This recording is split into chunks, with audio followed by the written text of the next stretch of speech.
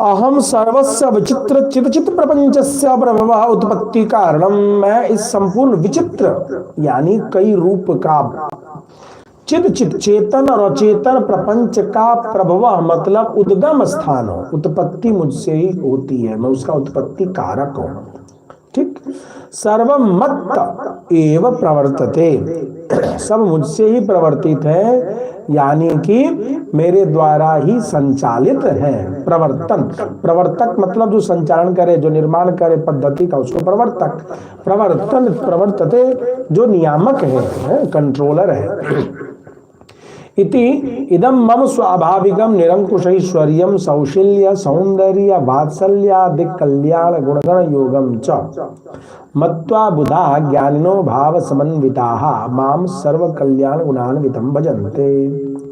इस प्रकार से मेरे जो स्वाभाविक निरंकुश ऐश्वर्य मतलब जिसमें कोई ब्रेक नहीं है, असीम सौशील्य, शील आचरण, सौशील्यता, सौंदर्यता, सौंदर्यता मतलब भगवान का जो रूप मनमोहक है, वात्सल्य पिता के समान, अभिभावक के समान जो प्रेम है, वात्सल्य आदि जो कल्याण गुण योग है, च मत्वा बुधा, उसको उस रूप योग को समझकर भावयुक्त जो ज्ञानी है, भाव समन्विता माम मुझे संपूर्ण कल्याण से युक्त समझ करके मेरा भजन करते हैं, मेरी उपासना करते हैं। बात समझ में आ गई?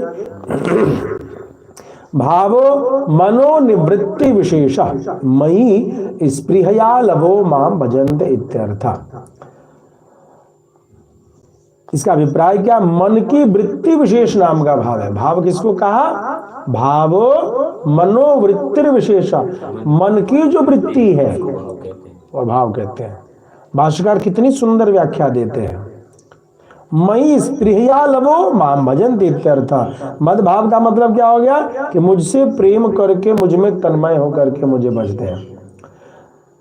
कथम, कैसे भजते हैं, इसको 9 में बताएं। अब यहाँ देखिए, ये भावो मनोवृत्ति विशेषक कितना सुंदर अर्थ है और कहाँ भाष्यकार ने जाकर के कहा। यदि वर्तमान में जो ये व्यासपीठ से लोग जिस भाव शब्द का उपयोग करके सनातन धर्म का बेड़ा गर्क कर रहे हैं, यदि इस सिद्धांत को समझे कि भाव की व्याख्या क्या है, तो यहीं पर एक कलम लग जा रही है कि भाव का निर्माण किससे हो रहा है? जो आपके मनो की वृत्ति है वही भाव का निर्माण कर रहा है। इसीलिए ये यथा माम प्रपद्यन्ते ता सतैव भजाम्यहम्, गीता जी में लिख दिया। और जिनके रही भावना जैसी प्रभु मूर्ति देखई तिन तैसी। तात्पर्य हो गया कि भाव को सुधारना पड़ेगा।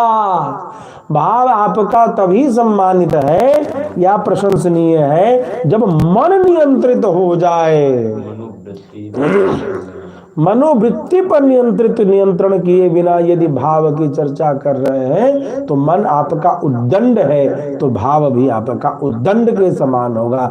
तो उस जगह पर उपासना के प्रसंग में, उपासना के प्रकल्प में भाव शब्द का उपयोग वही भाव होगा, या उस भाव को वैसा ही समझना चाहिए कि जैसे अपनी अर्धांगिनी को छोड़ करके किसी वैश्या में आसक्त व्यक्ति कहता है कि मुझे तुम में भाव है, मुझे तुम में बहुत प्रेम है। उस नर्तकी के प्रति भाव जैसा उत्पत्ति हो रहा है, लेकिन वो सत्य भाव क्या है? वो अधर्म है।